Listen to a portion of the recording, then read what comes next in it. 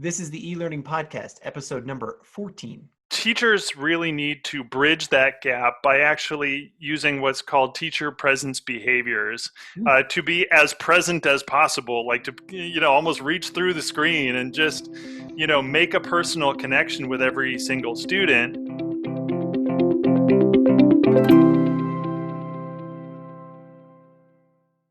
Welcome to the e-learning podcast from lmspulse.com. My name's Stephen Laddick, and I'm the director at LMS Pulse. My guest for today's episode is Ted Curran. Ted is a learning experience designer for Autodesk.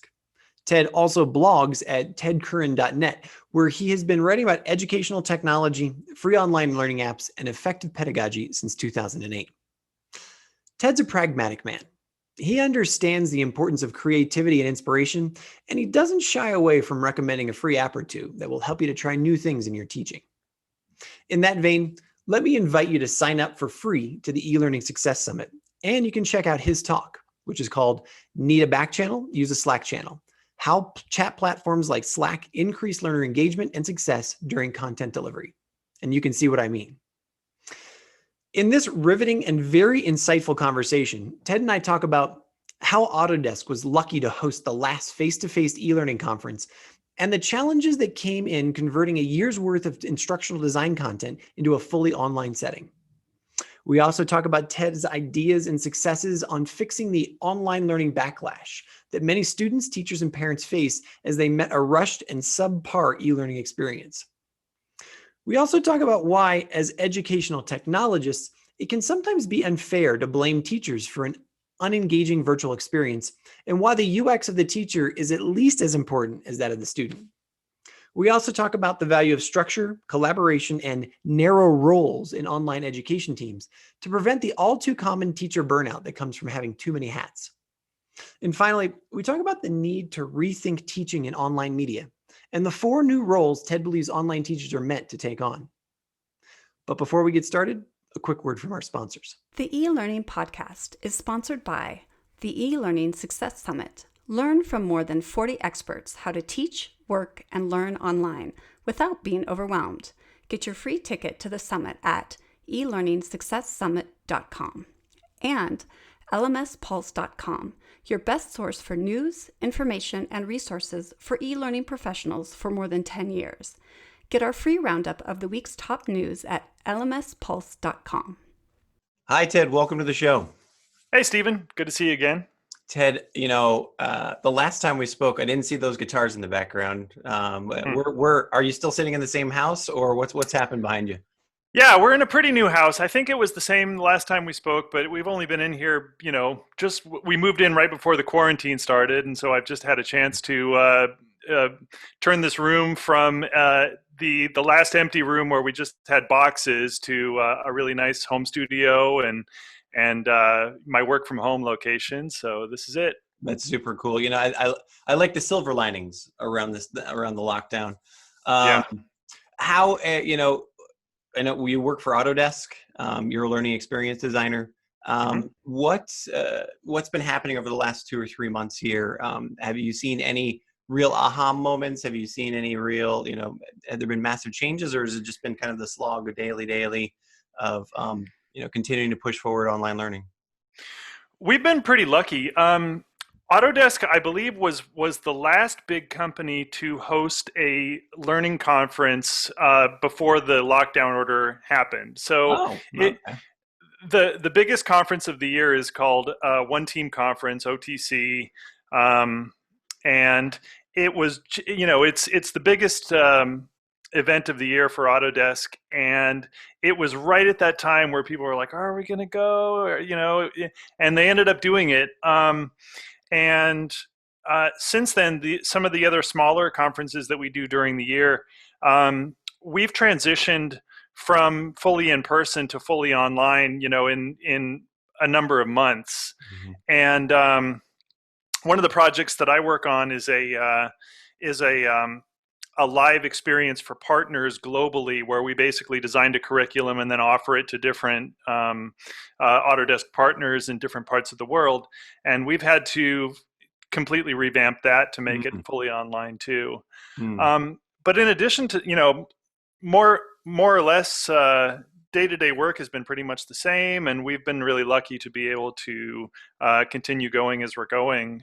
But I've just been kind of staying in touch with friends and family who are really going through a rough time, being parents and homeschooling kids and that kind of stuff. And, and I kind of fear that there may be some kind of a backlash against online learning in overall, because so many new teachers are kind of being thrown into it without experience.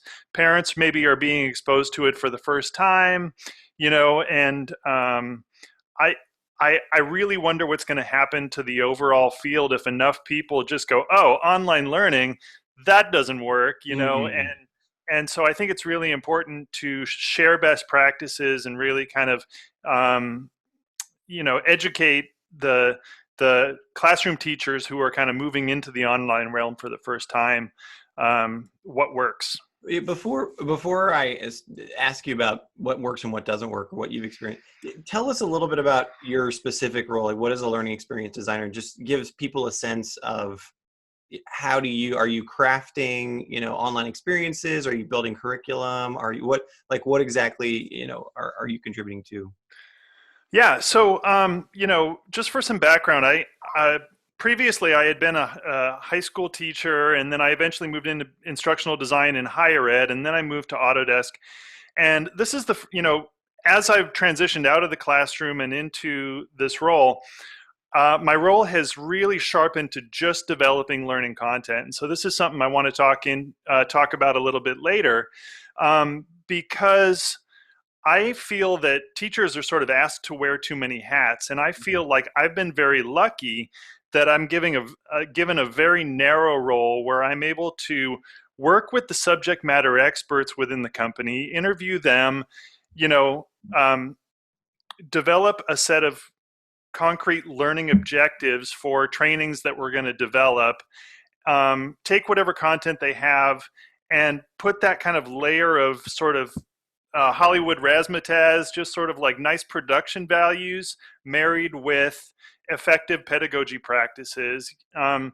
So, really kind of going the next step from being just a subject matter expert to really knowing how the online learning tools work, and to kind of making the online experience as effective and efficient and attractive for learners as possible. And so to do that, I kind of marry, like, I have a background in multimedia design, so I'm doing a lot of like video editing, graphic design, web building. Like, we use an HTML5 authoring platform called Evolve Authoring that produces responsive, desktop and mobile friendly HTML websites that you can just kind of fill with content. It's a really great platform. But I get to put all of my time and energy into just doing that little piece of it, as opposed to, like, when I was a high school teacher, I was doing all that stuff. And this is something that I'll talk about in a little bit, but I think I want to try and persuade schools and institutions to start to think of not just the teacher being solely responsible for their own online content, but actually like pairing a team with the teacher so the teacher can sort of do what they do well, but also have a lot more support in producing high quality online learning experiences that then can be reused and leveraged kind of on an ongoing basis. So. Why don't we just dive in there? Because people who've been listening to the show or watched the summit, they know, I've got 3 kids and they're in that sort of K through 12 universe. And so I don't have right now the university or the higher ed experience or the corporate learning experience, but boy, do I have a lot of the K through 12 experience. And this is where parents are tearing their hair out. And what we've experienced has been, there are some just absolute rock stars in teachers who, much like you, they've got, you could tell they have some skills and some, video editing and multimedia editing, and they just sort of get how the pieces come together. Or, what does it take to sort of create that little 5-minute engaging video or 2-minute engaging video that then is tied to a lesson plan that, the kids can move forward. And then there's teachers who just, all they can do is phone it in. and I'm not, not blaming them or anything like that, but it's just, they're like, hey, look, you've got to now deliver on this platform. And it was different. But it's just like, it's a skill set. I mean, it's a skill set, but it's also it's like giving people a pile of money. It accentuates what either you're good at or you're bad at, right? Mm-hmm. You know what I mean? And so, so tell me about what you've seen in terms of, well, actually, like take me down that path of you've kind of said, look, let's create a support network, but let me just hand it over to you, and why don't we discuss that first? Yeah. Let's see. Okay. I'm just going to switch over so I can see my notes. Sure. It says that screen sharing is disabled. If you want to see these, you can. They're really pretty. No, Okay. Go ahead. So, traditionally the teacher has, started off kind of as a subject matter expert, and as education has sort of progressed and technology's gone on, we've sort of asked the average teacher to do more and more things, different discrete tasks. So it used to be good enough to just be a subject matter expert. It used to be okay if you were good in science, they'd put you in a science classroom and you're a science teacher, and that's it. And so all it really took was to have an advanced degree in a subject matter area, and the craft of teaching was not as highly understood, and there's a lot of best practices around that, and you can get away with it just by kind of fulfilling the role that we expect of a teacher who just kind of stands up and speaks and shares their expertise. But in the online realm, we're also asking teachers to be that instructional designer who has a wide repertoire of technologies that they can use, and that can sort of pair those technologies with learning tasks, so that if there's something that you want to do, if there's an experience you want to create, you actually know which technologies to use and how to use them most effectively, how to integrate them all into a cohesive experience for the learner. It's tough, and it gets very fidgety a lot of times. There are a lot of very small details that I kind of have to go through a decision tree and say, okay, so you want to do this. Is it public? Is it private? Do students... it might be best, is there like a real concrete example, like a learning goal or a subject that you could talk us through about where the pitfalls are, or those types of decisions? I remember going through an experience where instructors will come to me and they'll say, listen, I have this this mentoring project that I do in person that I want to do online, where what I want to do is I want to have each student write a paper and then give it to another student, have them grade it, compile all the grades together, give them to me, and then I, create my own grade, and then the final grade is sort of a mishmash of all of those, let's say. Mm-hmm. And so every step along the process, you have to kind of think, okay, which tool is going to allow a person to share their writing, get someone else's feedback on that writing, store all the comments and the student grades, and each one of these little requirements actually just sort of limits out a lot of the tools that you can use, because if they're just not designed to work that way, then you kind of have to run through a lot of scenarios until you find a workflow that works. So sorry, go ahead. No.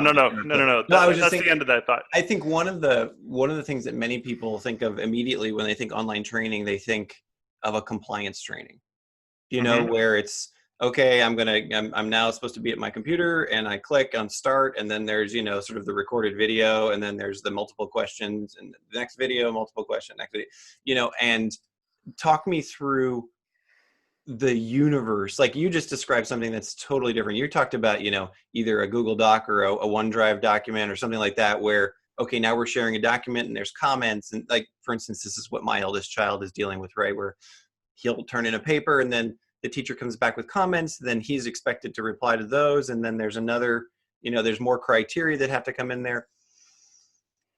I guess the question that I want to ask is one of the problems the fact that the universe of possibility in teaching through this medium, it's almost endless, right? So it doesn't have to just be this one-on-one. And I love what you said in the beginning there. You don't want to have people give online learning a bad name or come, have this bad, because there's a thousand different things. Maybe we should just stop calling it online learning, and maybe we should just call it, hey, this is just like the fifth sense or something like that.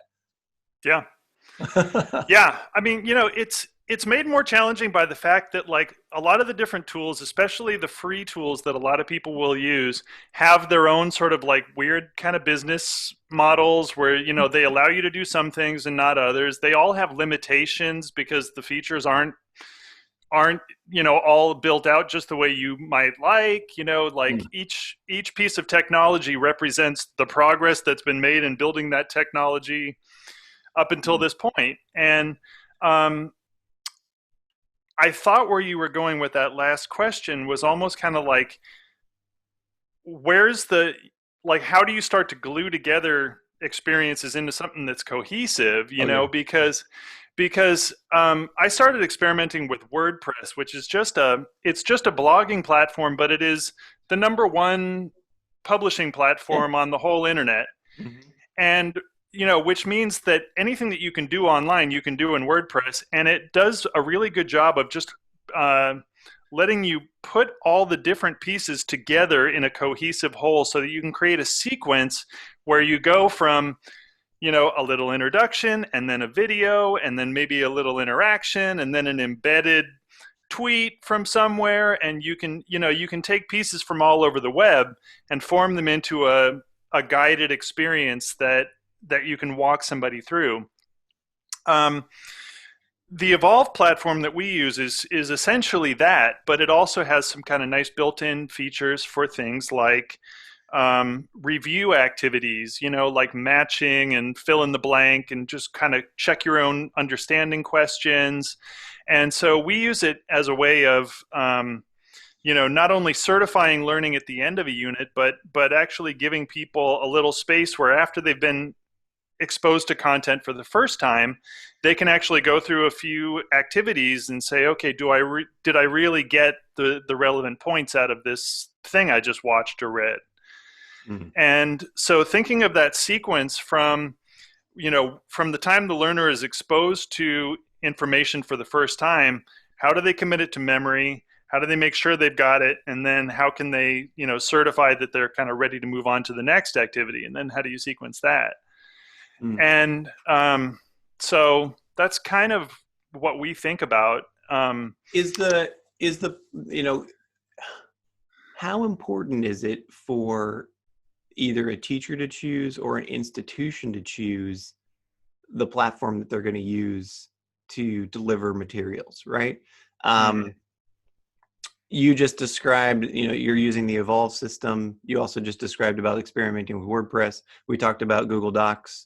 We know Google Classroom, and learning management systems, there's, 101 flavors of those. Mm-hmm.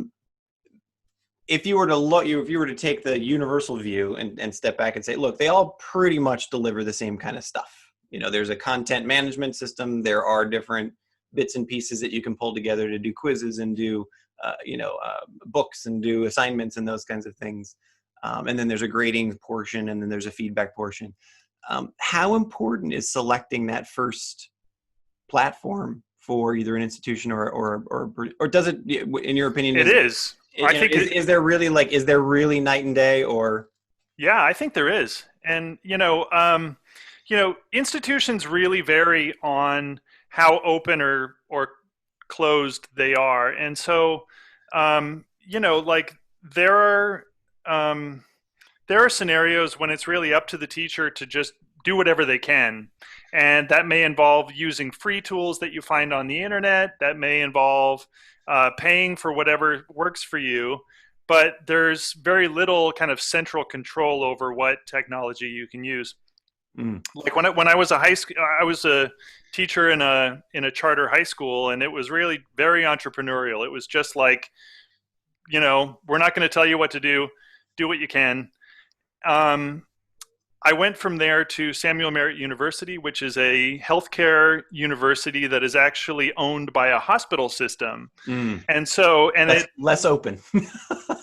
extremely, because they, like everybody else in the system was protecting the internal environment, because of like the medical Oh yeah. Confidentiality, but they wanted to control information like that at the university too, and which really meant that there was like central IT, and we had this one very expensive learning management system that was you couldn't have anything outside the LMS, like the walls were hardened, and yeah, sure. Yeah. for a long time it was like the only system that anyone had to put anything online, and it was really not. I mean, we just had like Blackboard 8, and people were using it to like post the minutes of meetings and stuff. Sure. Mm-hmm. And I mean, that's the opposite extreme. So I really think that it is good for there to be a balance. I think that it's good for there to be one basic tool set that everyone has access to. Like I think the Google Suite and even Microsoft 365 are great because they have like a full kind of stable of all the tools you probably want. Like if you want, you can make a little website. You can do collaborative documents. You have cloud storage. You have ways to share files. Mm-hmm. You can give online surveys and quizzes and stuff. But then, and when you're in that kind of scenario where everyone's working with that same basic toolkit, you can actually kind of build professional sort of connections between people. You can encourage people to sort of form working groups and kind of specialize and, develop this department's way of collaborating. And they may have different unique needs that's relevant to them, but at least they're all on the same page. They can teach each other. And then, of course, I guess, you want it to be open enough that people can also supplement and kind of add in tools where appropriate. So let's maybe take it to back to a little higher level. What doesn't work in online learning now? I mean, there's some things that are effective, but what have you seen that have been either just complete fails, and maybe you're going to juxtaposition that with what really works? I don't know. So what's been working in your experience or not? Well, one thing that's sort of an ongoing sort of challenge. See, I didn't mention, but I actually did my master's online in the early 2000s, and they've known this since. There was no such thing as online in the 2000s, my friend. Come on. It was pretty. It was pretty bare. It was different. But even then, it was very well known that motivation is, it takes a lot of self-determination and kind of self-motivation to be able to be successful in the online realm. And so a lot of students just don't feel the same sort of impetus to perform when the teacher is on the other side of a screen. And so teachers really need to bridge that gap by actually using what's called teacher presence behaviors to be as present as possible, like to, almost reach through the screen and just, make a personal connection with every single student. That could be as simple as sort of regular sort of meetings and check-ins.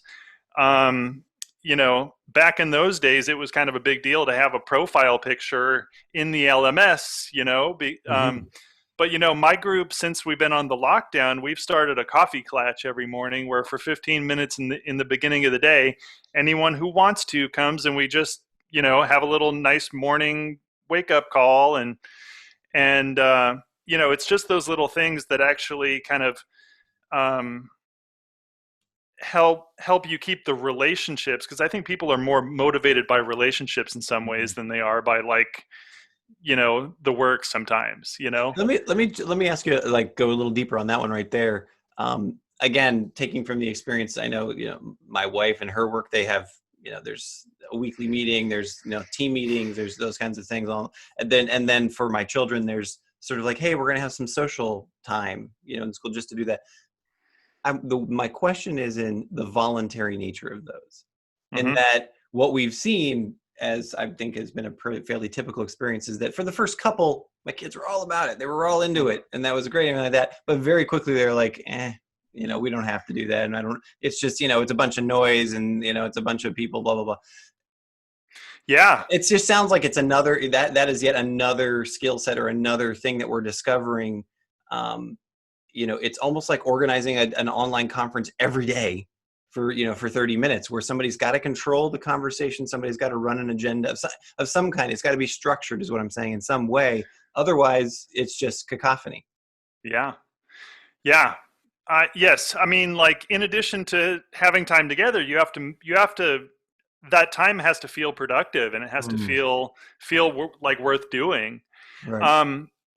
What I've been wanting to get a sense of, what I've been hearing from a lot of people is just, I had never heard of the term online meeting fatigue before. And, and the other thing that we're talking about is that, like, if people are just recreating the classroom experience, which just means spending the same amount of time together that you would in the classroom that are now in sitting in front of a screen, that's not a best practice. Like, that's, No. I mean, like, the time drags when you're in the classroom. And so, like, one of the recommendations is to automate as much as you possibly can and really work towards asynchronous learning objectives, or asynchronous activities that are kind of more modular in nature, so that learners can accomplish what they need to accomplish on their own time schedule. Because, I don't know how it is for your kids, but for my kid, and also for me, like, I'm surrounded by all the stuff I'd rather be doing than school, and like, yes, distractions everywhere. And, like, your teacher is like a little person in a little box that is surrounded by, like, other things going on. And so that immediacy is really not there. And so, but I mean, to be serious, we're also surrounded by all the chores we got to do. We're surrounded by all these distractions. And one thing that you can use the LMS for, this is why I think instructional designers kind of should be more prominent, is so that you can create sort of single sitting learning units where the LMS actually sort of is able to sort of check you off and say, okay, you actually completed that, and have it be a lot less dependent on time on task, butt in seat, sitting and looking like you're paying attention to the Zoom meeting, and actually having real single sitting activities that learners can actually, like, see on a list and check off like a to-do list, and have there be really concrete sort of technological integration between the things that they're expected to accomplish, so that they can make their own sort of choices about time management. And just the same way I didn't prepare this in my notes, but I'm a big proponent of having the students' academic technology toolkit look as much like a grown adult's productivity tools as possible. Teach them how to use to-do lists. Teach them how to use a calendar, like collaborative docs. All these things that we depend on for work are things that I used when I was a digital media arts teacher and an English language arts teacher. I was also a big Lifehacker fan, and I would bring in all these sort of productivity tools to the kids and just say, okay, listen, scheduling is hard. Like, remembering everything you have to do is hard. Here's how you manage that stuff. Right. And it was only after that point that I moved into my first LMS and really found that there are a lot, you can structure that environment that way so that people can just see a really clear set of expectations about what they're responsible for. And that translates not only, we're kind of alluding to the K through 12 universe, but I think that translates into the corporate world as well, into the, having a learning objective, having that sort of very clear journey that you're asking them to go on. I think that you've really hit something huge. I wrote it down, which is we know that in any learning there's self-discipline, right? But when you take away the physical presence aspect of it, when you take away, hey, I'm moving from my office or my house to the learning environment, and then moving, so I'm not showing up in a classroom with like a paper or having to present. That self-discipline is what a huge muscle. And have you found that, I don't know, do we need someone who's actually just helping us exercise that or build that, or like that could be, I feel like that could be a whole life skill in itself that we need to be saying, hey, look, this is the new normal, to use that phrase again, that self-discipline is going to have to become a part of who we are as a culture. Yeah. I wrote a blog post a while ago about like the quantified self, and how there were a lot of things when I was a classroom teacher that you just didn't know. Like I would assign kids, here's the reading for tonight, and I'm going to assume you can read it. Yeah, like some of them would turn it in and some wouldn't, and I didn't know if they read it. I didn't know if they had problems. I don't know. And so this is why, if you can actually collect data on what's actually happening as many times during the process, and don't use it for evil, use it for good, then you can actually say, listen, I asked you to do the reading and I saw that you didn't read, or whatever it is. Then it makes those conversations about time management, about those little sort of day-to-day things, they're a lot less slippery when you can sort of say, here's the evidence, here was what you were supposed to do, and here's what you did, and what needs to happen so that this gets done, and having that just seems like a good way to sort of start a conversation that is based upon, not like a vindictive sort of one strike and you're out kind of sort of approach, but really just saying, listen, I can see very clearly what's supposed to happen and what did happen, and they're not in alignment. Right. Let's work on that. Which actually brings me to my third role of teachers, which is basically just the interpersonal skills, the kind of human coaching, connection part, like that person who actually reaches out to a kid and says, hey, I need you to do better. I know you can do this, and makes a one-on-one connection. And that's something that, every teacher has to fall into.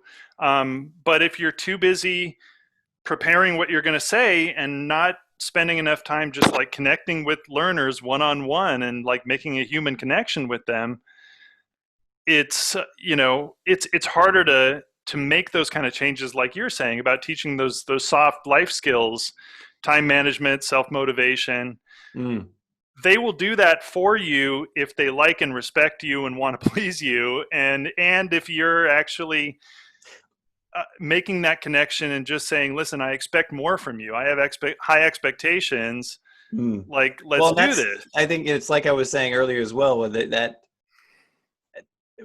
we've seen things thrown into some stark relief for educators, in that, again, this online space is kind of like giving them a pile of money. If you were a dud in the classroom, if you were one of those teachers that nobody really wanted to go to your class, or you were difficult to approach with those, this has only accentuated that.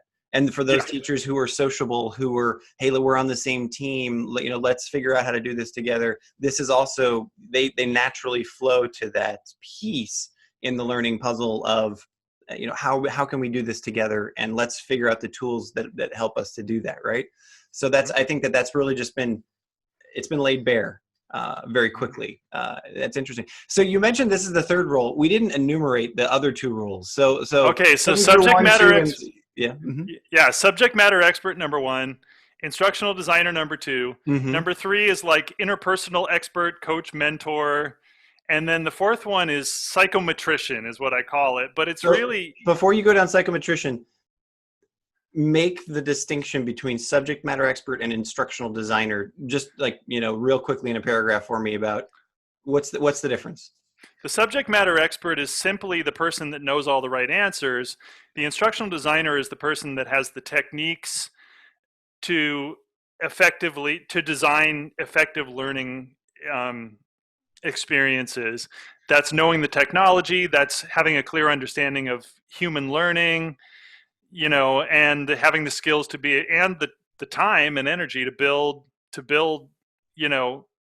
learning experiences that are effective and make sense. Okay. And then the third one is the personal, the human, the coach, the actually like, look, you really need to love people, whether it's a child or whether it's, an adult learner or whatever. And you really need to say, look, I am truly passionate about your advancement in this. So let's figure it out together. We're on the same team. What's the fourth? Psychometrics. Psychometrics. And, because this is the one they told us in my teacher training that the most important thing that you can do as a teacher is to actually collect data on student achievement. And there I was, I'm wearing these 4 hats, and that was the one that I always let fall because, again, I was sort of saying, oh, God, I'm doing all this other stuff. I'm probably putting too much time into designing content and connecting with students and, figuring out the technology and doing all this stuff. And this is part of the reason why, if you can automate if you can create sort of modular learning activities, at least some, and supplement your course with them so that, you can just say, listen, everybody, we're going to turn off the online meeting. I want you to go and work your way through this module. I'm going to chart your progress. I'm going to see if you had problems, where you had problems, and then I'll put back my mentor hat and we can talk about what happened and I can help you remediate, right? Mm-hmm. But I can't do that if my time's taken up, like preparing my lecture slides. I should only have to do that once. I should make a video of myself saying what I have to say and then not do it for another couple years. Just hang on to that video, put it in the course, put it aside, like let the instructional designers build some cool learning modules around what I had to say, and then me spend a lot more of my time actually having one-on-one interactions with students, scheduling almost like office hours or something where you can sit down periodically through a semester and say, listen, here's how you're doing now. I see this challenge or I see this thing you need to work on. Here's what I want you to do going forward. And having that be kind of a part of the rhythm of the school year or whatever. And it sounds radical because for me, I'm just watching my brain rethink what a teacher is. And you're really just making the case for a coach, right? You're making the case for someone. You could even say, look, you're not the subject matter expert at all. Like I'm just sort of really focusing on that third role where, look, okay, let's say it's science, or let's say it's math, or let's say it's some knowable thing like elocution, like journaling, or writing. Yes. Look, there are some fundamentals that we know, And now I'm going to caveat this with saying, and you chime in and tell me if I'm wrong, where if you're in the innovation field, if you're in the startup field, if you're in the universe of adult learning where it's like, I want to be on the bleeding edge of research, this may not apply. But if we're talking about fundamental stuff like intake process, how does our company work? What's a sales process look like? Even just sort of, let's just take Autodesk, like here's our product and we know how our product works from, this is the section. I don't really necessarily need to build the subject matter, because that stuff is there. Somebody has built that. It's about me as the teacher, not only being passionate about that, but being passionate about your success as a learner. And then saying, all right, look, not only do we know what we need to learn, we're going to design it in a way that we believe is the best case for you to interact with videos. We call it micro-learning. We can call it whatever we want it.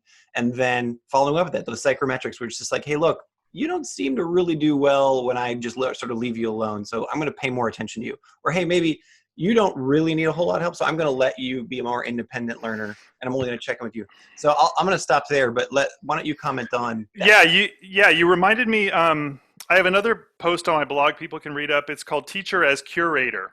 And it's very similar to what you're saying. Same stuff. Because, again, one of the things about online learning, if you're a subject matter expert, you are now, because of the internet, in competition with every other expert in the whole world. Oh. And then it becomes, about who has the very best, who's sort of captured that content in the most compelling way. And so, like your lecture is now in direct competition with like the TED Talk on that subject. And so this is the kind of thing I'd like to see subject matter experts. Let me just jump in there too. It's like, Yeah. so why don't you use the TED Talk? That's what I'm saying. To then say, hey, look, somebody just killed it with this delivery. So watch that, and they've built, they've in 20 minutes, they just really nailed it. I'm going to now take that, use that as my intro to like make a splash and really get people interested, and then tear it apart from there. Sorry to probably just stole your thunder. That's exactly it. I mean, that's the kind of thing. Like, what if you're the teacher and you bookmark that TED Talk and send it to me, your friendly neighborhood instructional designer, and I take that TED Talk, I do a little video editing, I make it look, just the way you want, and kind of build a lesson out of it that then you can sort of deliver. Now you've sort of offloaded some of that work to me, and we've improved the product. We can customize it to your specific learners. But all you've had to do was sort of identify, yes, that's the best resource that I know of on this subject. And this is the same thing that our teachers did, like photocopying PDFs of really good articles and things. Like, my earliest teaching job, we were always just in line for the photocopier in the morning because I'm old enough to say the ditto machine, but that's sure, okay. Yeah. but I mean, like, that was the norm back then. Is like, us subject matter experts, we had this one thing. Oh, this is the best article. This says exactly what I want to say, and you kind of hoard those things. And so, as a teacher curator, there are tools that that you can just sort of bookmark the very best links on a certain subject, organize those, and then hand them off to your instructional designer to kind of build something. And really, depending on what you're teaching, either where I'm going with this is, depending on what you're teaching, maybe not a whole lot changes over time. Right? Like I said, if you're teaching some of those fundamentals, like science basics, like math basics, like history, these there's not a whole lot that's going to change. Curate that, and so you can continue. You really get into the sort of how can I refine it and tweak it, and maybe present it in a new. And you really spend a lot of your time in that sexy sort of curation opportunity that you have of. How do I reconfigure the museum, or how do I reconfigure the art gallery, or how do I reconfigure the whatever the experience, so that the learner is engaged and excited and presented with the right materials at the right time along the way, along the learning path. Whereas I think to juxtapose that with being on the bleeding edge of something, where again you work for Autodesk, that product's always changing. The the design world's always changing, and you have all of these developers out there who are constantly breaking and redoing the product, and so gosh, it's just like, how do I keep up? Yeah. And so there's really the balancing those two types of environments of known knowledge, that fundamentals, basic stuff that we need to all have, and then how do I keep on the rabbit wheel or the hamster wheel? Well, yeah, and like I'll throw in on top of that, because I've long been a fan of open education resources, which I'm kind of disappointed hasn't really caught on, especially at the K through 12 level. Because the beauty of those things is like you're saying, if there's something like Intro to Algebra, you don't really need to pay whatever the textbook publishers are asking for a bunch of Intro to Algebra textbooks every year. I mean, Khan Academy figured this out, right? I mean, that's what he did. He's just like, look, this is all stuff, and we can just put it out there, and Shazam, it's there. But beyond Khan Academy, like, what if you got a decent first draft going, and I'm halfway across the country? I can download your draft, work on it myself, maybe have a collaborative activity where the kids are all kind of updating it on a wiki, and actually like improve the quality of the content in some way and contribute it back, and have there be sort of a sure, you're going down the real true open ed. Yeah. Okay. Yeah, for sure. Mm-hmm. You know what I mean? I mean, it's sad that it doesn't always seem to work that way. It seems like there's always these very shallow pools of content all over, and it doesn't really kind of all build to this like the Wikipedia of a K through 12 education. Yeah. But wouldn't it be great if there was like one curriculum or something that hundreds or thousands of teachers in every grade were actually like working to improve, so that everyone could, you know what I mean? Maybe it's a utopian vision, but yeah, I was just going to say, I can only imagine the existential debates around that about cultural, sure, appropriateness and all those things, but which, in my mind, I think that we can have those conversations. We can be adults about those and make sure that we have those pieces. But I'm with you on the same page. Where it's just like, look, we know. Let's start with one. Let's just start with math. Yeah. Like until you get to that stage in mathematics where you have indefinite quantities and you're talking about irrealities and those kinds of things. Until you get there, all right, there's usually a yes or a no answer to Sure. most questions, right? Or some very defined answers. So let's put together that curriculum so that in the K through 12 experience, boom, it's done. We're there. We can all point to that. Everyone around the world can say, look, it's there. Just grab that knowledge, and as you say, like you design it for so it's appropriate for whatever particular learner I have. There you go. Maybe it is already there. Maybe we already have that, Ted. Yeah, maybe that's the new journey. Yeah. I know that we've been people have been listening to us now for about 45 minutes or so, but are there any like real clear pitfalls that aren't working in online ed, or maybe there's some ahas that you've seen that work really well? Are there any other sort of holy smokes that you've really noticed this over the last 3 months that please don't do this kind of things that you out there?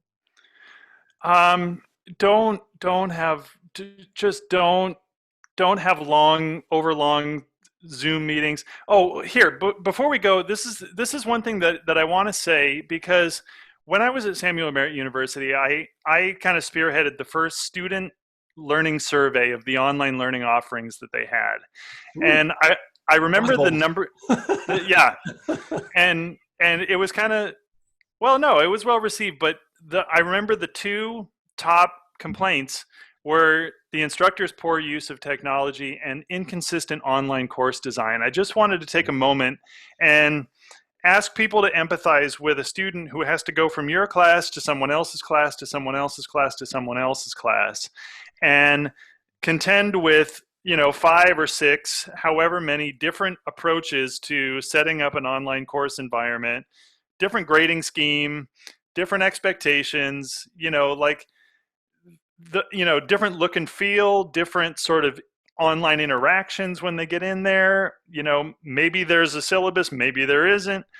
These are the kind of things that was my recommendation right around the time I left that place, was you need sort of a central group who almost has like a caseload, where you see a number of teachers per semester or something. You just make sure all this stuff is in place and just make sure it looks good and is consistent look and feel for everybody. To kind of, again, think of that student's experience and make sure that there's some continuity between one course to the next. And then again, sort of to take the onus off the individual instructors for having awesome use of technology. Like if they don't make pretty PowerPoint slides, they're not going to learn, and so if they just need you to put like a nice little coat of paint on something that's already got all the content there, great. Like somebody can do that. And so that's, yeah. Well, we can equate that to, and it's wonderful. In the summit we had Christian Garrett, his name was, he's with he's down in New Orleans, down in Louisiana, and I'm forgetting the name of the college right now. It's BIPSI. That's how he the acronym he uses for it. But he has a whole talk on consistency. Just he is the owner of making sure that classes are presented consistently about where information is, what it looks like, what's the template, those.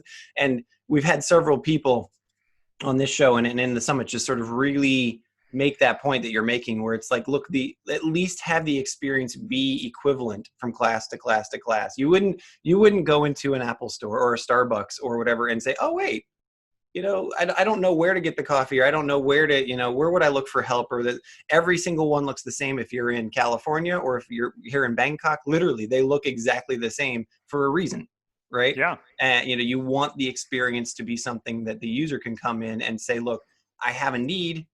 and I know where to go to get it. And so online learning is in the same way. It's like, I need to know where the content is. I need to know where the assignments are. I need to know, where I'm going to turn things in. I need to know how to get help and administration. All of those things should be delivered in a very consistent format across whatever your institution or your company or your school or whatever you want to say. And again, that's and like we tried to solve that problem originally by kind of offering course templates where it's like it's mostly set up for you, but then you kind of fill it with your stuff, and still people really varied by that, and so it comes down to like how you configure the way courses get made, like who's responsible, whose job is it to quality control, is there somebody doing that, these are often decisions that aren't really talked about. So here's my second. I want to sort of juxtapose that, and then I have one last question after this. We've just put a sort of a call to action, the onus on the institution, on the teacher. What about the student? Like what are we've talked about some of the challenges they face and whatnot. How do students or learners need to step up in order to make this reality work as well? Oh, that's a good. I mean, we've talked about self-discipline, right? I mean, that's going to have to be a muscle that everybody exercises in just a different way. And I mean, you still had to have the discipline to go in your car and go to class, or get out of the dorm room and go to class, or whatever it is. You still had to have the discipline to turn in assignments. But are there other pieces that you can think of that, I mean, is it just be a little more forgiving since we're evolving here, or things that you can think of? Maybe. Yeah, that's a good question. And I recently I read a list of some of the challenges that online students have. And one of them is actually just going beyond a surface level use of technology. Like students in the online realm, even if, well, I should back up and say there's this meme out there of the digital native that every kid now has their whole life. Research is totally disproved. Doesn't exist. It's absolutely wrong. And the truth is that if, you may be good at like finding a video on YouTube or playing video games or something, but it's an actual skill to be able to use those tools skillfully to improve your learning. And so it's sort of it's sort of an XY axis between tech familiarity and then academic skills. And so you can be high in tech savvy and low in academic skills, and it won't benefit you in school. And so actually kind of learning how to build muscles in the academic use of technology is something that is kind of left for students to figure out implicitly, and I don't think that's really a great thing. That's kind of why I brought up the idea of like exposing them to productivity tools and like kind of boring but useful online tools that help you be more organized, be more successful. Another sort of tear that I go on sometimes is I think every kid should learn how to use WordPress inside and out, and have that be the way that they turn in work, because as you're doing your work, you find, oh, wait a second, which image formats can I put online? I didn't know. I thought I could just copy and paste this in from a Word doc. No, that doesn't work. And I had students before I had an LMS, I had them all post to blogs, and they ran into all these problems. But by the end, they figured out, okay, this is how I actually turn in a blog. And if I want to put a video in it, how do I do that? Oh, put it to YouTube and then embed it. Like these little things that most people don't know. At the very least, too, it's a structuring conversation as well, too. Like it's an organizational conversation. If you require your students to blog about it, or put it into a content management system like WordPress or something like that, you're asking them to really say, okay, how am I going to structure this? What pieces do I need to put it together? How those all connect, and then how do I actually publish it in a way that's viewable by the outside world or whatever, right? Cool. Yeah. Last question. Those, go ahead. Yeah, I was just going to say those are, again, authentic workplace skills that they learn in Amen. school, but then they can just take them on. Yeah, for sure. Last question I've been asking everybody on the podcast is, what does 3 months out look like for you? What does 6 months out look like for you? Are there things that is Autodesk or are these lessons that you've put on the table here today? How are those being implemented? Or are there things that you can already now see with things starting to open up in the states where you're sitting, or just how schools are going to approach the next school year, or maybe how Autodesk is saying, hey, look, we can't do that next training online. Like what are you seeing that's coming down in the next 90 days that you anticipate, or 6 months, whatever? Yeah, that's a good question. I'm a little bit removed from the classroom now, and so I'm only kind of hearing what happens in classrooms, kind of anecdotally from other people, because I am in that role that I'm kind of telling institutions that they should adopt, where I'm sitting by the phone, and like when a subject matter expert has something that they want to present, they ring me up and I spring into action and I do some work. But what we're doing is building proficiencies in using the Evolve platform to sort of have the LMS and the learning modules like respond to students' achievement in a way that they couldn't before. So it's got like a logic feature where you can create like branching scenarios and kind of interactivity beyond just like multiple choice questions or whatever. You can customize the learning path through it by learner's role or by their achievement. So you can kind of create experiences that sort of respond to the student. And it's a lot of work, but it also allows you to sort of create asynchronous experiences that can be kind of canned, that learners can do on their own time, on whatever device they have access to at the time. And have it just be available for them so that they can do it whenever they're free and able to do it. So that's what we're working towards. I'd say the other thing is I started an authoring innovation working group for all the learning designers within Autodesk, and I've been it started off with just our group, and it started off really when we moved into a new authoring platform. Started off just us kind of getting our bearings and figuring out how do we use this thing. But we kept it going, and now it's really just sharing best practices every week of, hey, I learned this cool thing, check it out, look, and so all the designers on the team take 5-10 minutes and just show off, hey, look at this cool thing I just did. And we're sort of, building institutional sort of wisdom around best practices in a way that wasn't happening before. Fantastic. Ted, this has been a fantastic talk. As usual, I feel like we've kind of run out of time where you and I could probably sit here and talk for I could keep talking forever, yeah. But you need to go grab a beer. I need to go get another cup of coffee. But thank you so much for taking the time. I hope that we'll be able to reconnect again in 90, 180 days and see where we're at that point. Sounds great. All right. Always great to talk to you. Thanks again for tuning into today's episode of the E-Learning Podcast. If you like what you've learned today in this episode, I encourage you to either follow us or subscribe to us on Facebook or Twitter or YouTube. And please do share this episode with one or two of your colleagues or friends. Also, I just want to remind you that you can level up your online learning game with all of the information that's available at the E-Learning Success Summit. You can get your free ticket at elearningsuccesssummit.com. And finally, you can also stay up to date on everything that's important, all the news and the resources for e-learning professionals at lmspulse.com. Get our free newsletter by just going to lmspulse.com today. Thanks again.